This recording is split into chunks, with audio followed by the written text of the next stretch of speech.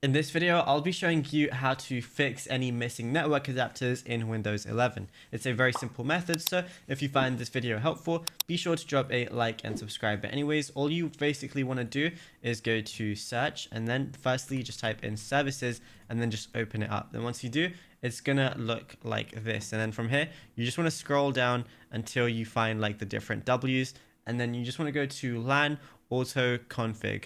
So we're just gonna, double click on it, make sure it's automatic, then just click apply, and then make sure you press OK after that. Now you're gonna do the same thing for WWAN as well. So just double click that. You can make sure the start type is automatic, and then just press apply, press OK, and then see if that works. Alternatively, you could also just go to your device manager and make sure that your network adapter is enabled and not disabled. So just go to network adapters and then just go to whichever one it is, and then just make sure it's enabled and it doesn't say disabled device. If it was disabled, it would say enabled device instead. But just make sure you're good with that as well. And then that's pretty much it. So if you found this video helpful, be sure to drop a like and subscribe, and also let us know in the comments what more tutorials you would want from this channel in the future.